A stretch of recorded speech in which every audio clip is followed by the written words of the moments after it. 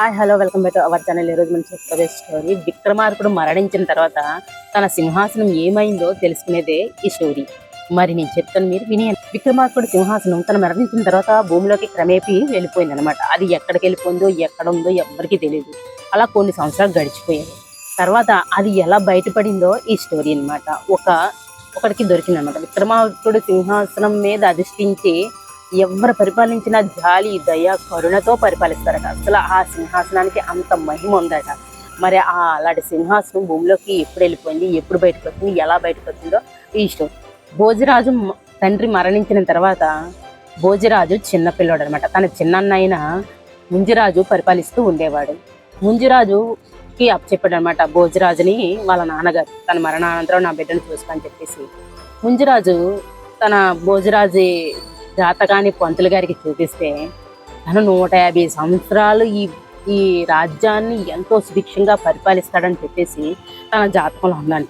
వెంటనే ఎవరికైనా ఈర్ష్యాభావాలు కలుగుతాయి కదా, తనకి ఇదేటి, నేను పరిపాలిస్తున్నాను కదా, నా తదనంతరం రావాలి కదా, ఈ కుర్రోడు 150 సంవత్సరాలు పరిపాలించడమా, నేనే పరిపాలించాలి అని చెప్పేసి ఈర్ష్య కుళ్ళుతో ముంజిరాజు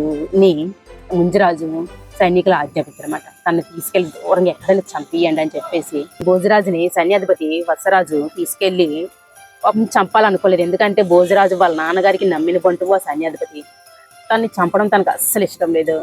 ఇష్టం లేకపోతే నాయన నువ్వు ఇక్కడే ఉండు, నేను అని చెప్పేసి, నేను ఏదోలాగా మీ చిన్నాన్నగారికి నేను చంపేసానని చెప్పేసి నేను చెప్తానని చెప్పేసి అక్కడే ఉన్న ఒక మేకని చంపేసి దాని కళ్ళు ఒక కాగితం మీద ఆకు మీద పట్టుకొని ఒక కాగితాన్ని పట్టుకొని ఆకు పట్టుకొని వెళ్ళాడనమాట ముంజిరాజు దగ్గరికి. ముంజిరాజు ఆ కళ్ళు చూడగానే, ఆ రక్తాన్ని చూడగానే బోరిని ఏడ్చాడు. ఏదో యదవసాదస్తం విని పంతులు గారు చెప్పారని చెప్పేసి నేను నా చేతిలారా నా బిడ్డను చంపుకున్నానే, ఎంతైనా నా అన్న కొడుకు, నా కొడుకుతో సమానం, ముక్కు పచ్చలారని సుకుమారమైన ఆ పిల్లోడిని నేను చంపేశానే, ఆశ్రయంగా తప్పు చేశాను, సింహాసనం మీద నేను ఆశపడి. తను కూడా స్వతహాగా మంచివాడే, కానీ సింహాసనం మీద ఆశతో అలా చేశాడనమాట. చాలా చాలా బాధపడి ఏమైనా చెప్పాడా భోజరాజు అని అనగానే, లేదు స్వామి, మీకు ఒక లేఖ ఇచ్చాడు అని చెప్పేసి భోజరాజు ఇచ్చిన ఆకుని చూపిస్తే ఆకు మీద రాసుంది, చిన్నాన్న, భూమిని పరిపాలించిన రాముడు, రావణాసురుడు, ఇంకా కృష్ణుడు, ఇంకా ఎంతో మంది రాజులు, వారందరూ పరిపాలించారు ఎన్నో వేల సంవత్సరాలు. కానీ వాళ్ళతో పాటు ఈ భూమిని తీసుకెళ్ళలేదు. ఈ భూమి మీద ఎన్ని యుగాలు ఎంతమంది పరిపాలించినా సరే వారి మాత్రం ఈ భూమిని ఒక అణువంతైనా తీసుకెళ్లేదు. భూమి పోయారు, పరిపాలించినంతసేపు పరిపాలించి వాళ్ళు చనిపోయారు, భూమిలో మట్టై కలిసిపోయారు. కానీ నువ్వు మాత్రం ఈ భూమిని తీసుకెళ్తావు చిన్నన్న, ఇదే నా చివరి మాట అని చెప్పేసి రాశాడు. ఏంటి అని చెప్పేసి నేను తీసుకెళ్ళడం ఏంటి, ఈ భూమిని నేను పరిపాలించి ఏదో రోజు మట్టిలో మట్టై కలిసిపోవలసిందే. అయ్యయ్యో, నేను చాలా తప్పు చేశానే, ఇంత మంచి కవిత్వం రాసి ఇంత తెలివైన నా కుమారుణ్ణి నేను నా చేతులారా చంపుకున్నానే అని చెప్పేసి ఆ ముంజిరాజు చాలా బాధపడ్డాడు.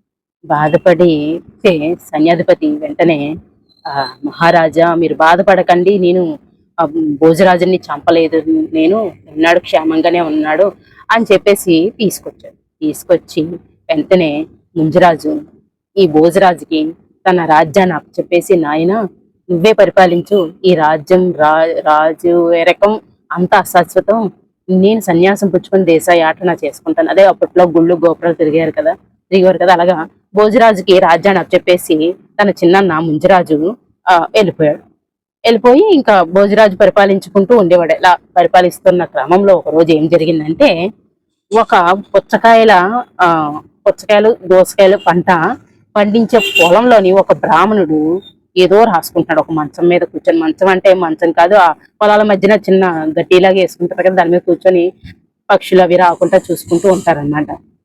రాసుకుంటూ ఉంటే అటువైపుగా భోజరాజు సైన్యం వెళ్తుంటే ఆ మంచం మీద కూర్చున్న వాడు, ఓ సైన్యాధిపతులారా, రండి, మా తోటలో బోల్డ్ పుచ్చకాయలు పండాయి, దోసకాయలు పండాయి, వచ్చి పోసుకోండి అయ్యా, ఈ తర్వాతే మీరు ఈ రాజ్యాన్ని పరిపాలిస్తున్న సైనికులు అంటే, రక్షక భటుకులు అంటే ఎంతో అప్పట్లో గౌరవం అనమాట. అంటే దేశాన్ని కాపాడుతున్న ఒక సైన్యం అనమాట. ఇప్పుడు మనం మిలిటరీ వాళ్ళని ఎంతో గౌరవిస్తూ ఉంటాం కదా, అలాగనమాట. మీరు ఎంతో ఇదన్నమాట, వచ్చి తినండి అయ్యా అని చెప్పేసి అంటుంటే పిలుస్తున్నాడు కదా. పుచ్చకాయ అంటే ఎవరికి ఇష్టం ఉండదు చెప్పండి, పుచ్చకాయ దోసకాయలు అంటే ఎవరికి ఇష్టం ఉండదు. అలా దిగి పొలంలో 4 కాయలు కోసుకుంటున్నాడు. తను కూడా కోసిద్దాం, తను కూడా మంచి ఏం చేద్దాం దిగే లోపల, రే ఎవర్రా మీరు వచ్చారు, ఇలా కోసుకుంటున్నారు, నా పంట పాడు చేస్తున్నారు, అయ్యయ్యో సైన్యాధిపతులు అయ్యుండి పరాయి సొమ్ము తినకూడదని మీకు తెలియదా, మీ రాజుగారు ఎలాగైనా నేర్పిస్తున్నారు, అలాగే తిట్టడం ప్రారంభించారు. దేటి పిచ్చోడ్లా ఉన్నాడు, తిడుతున్నాడు, ఎందుకు వచ్చిందిరా అనుభవం ఎక్కడ వదిలేసి ఈ సైనికులు గట్టెక్కారు. మళ్ళీ ఈ పంతులు బ్రాహ్మణుడు మళ్ళీ మంచం ఎక్కాడు.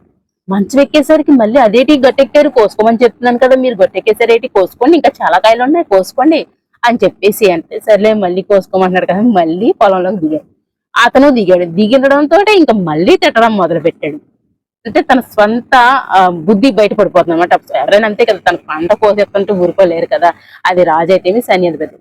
ఇలా 2-3 సార్లు జరిగేసరికి సైన్యానికి కోపం వచ్చి, పదండ్రా బాబు పిచ్చోడితే మనకెందుకని చెప్పేసి ఈ విషయం భోజరాజు దగ్గర ఉన్న మంత్రికి చెప్పాడు.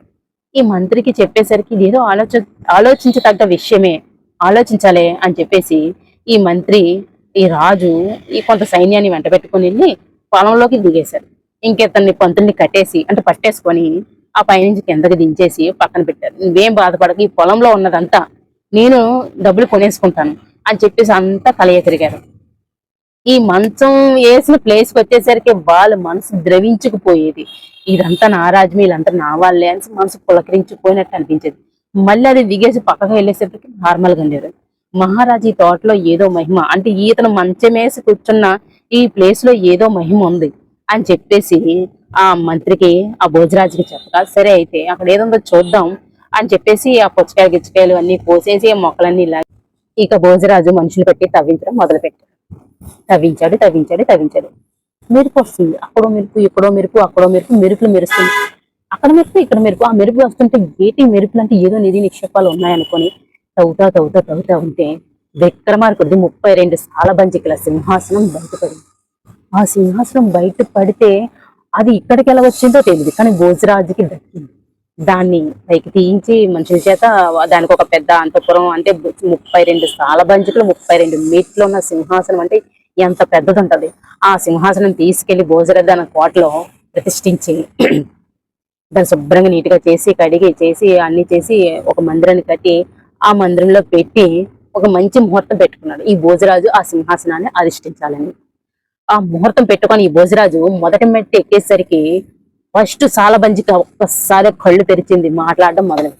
ఓ భోజరాజా, నువ్వు ఈ సింహాసనం అధిరోహించాలంటే నువ్వు విక్రమార్కుడు అంతటి వాడివై ఉండాలి, అంతటి తెలివి మేధా సంపత్తి కలిగిన వాడివై ఉండాలి, అంత జాలి దయా కరుణ కలవాడు అయి ఉండాలి, అంత సత్య సామర్థ్యాలు నీలో ఉన్నాయా, ఉంటేనే ఈ సింహాసనం ఎక్కువ అని చెప్పేసి ఆ సాలబంజిగా చెప్పగానే వెంటనే నాలో లేవు అనుకుని దిగేశాడు. అలాగా 32 సార్లు ముహూర్తం పెట్టుకొని ఎక్కబోయాడు. 32 సార్లు రెండో మెట్టు ఎక్కేసరికి అదే చెప్పింది. ఆ కథ చెప్తే ఎలా తెలియాలి కదా, రుజువు అవ్వాలి కదా, కథ చెప్పడం మొదలుపెట్టింది. ఈ మొదటి సాలబంజిక విక్రమార్కుడు యొక్క కథ, అందులో నీతి ఏంటో చెప్పమని అడగగా తనకు తెలియపోగా దిగిపోయాడు. అలా 32 సార్లు ముహూర్తం పెట్టుకొని 32 సార్లు ఎక్కబోయాడు. వాళ్ళు అంటే 30 సాలబంజికలు చెప్పిన స్టోరీలు వేరేగా ఉంటాయి, తను చెప్పలేక దిగిపోయాడు అనమాట. అలా అయిపోయిన తర్వాత ఇంక ఈ భోజరాజు ఇంకా నేను అంత సమర్థుని కాదు, విక్రమార్కుడు అని కాదు అనేసి ఇంకా అనుకుంటే ఇంక 32 సార్లు అయిపోయాక ఈ సింహాసనానికి రెక్కలు ఉంటాయి. ఇంద్రుడు విక్రమార్కుడిని మెచ్చి ఇచ్చినది కాబట్టిగా ఇంద్రుడికి అది ఆకాశంలో ఎగిరే శక్తి కూడా ఉంటది ఆ విక్రమార్కుడి సింహాసనానికి, ఆ 32 సాలబంజిలకి అనమాట, సాలబంజికలకి భంగిమలకి అనమాట.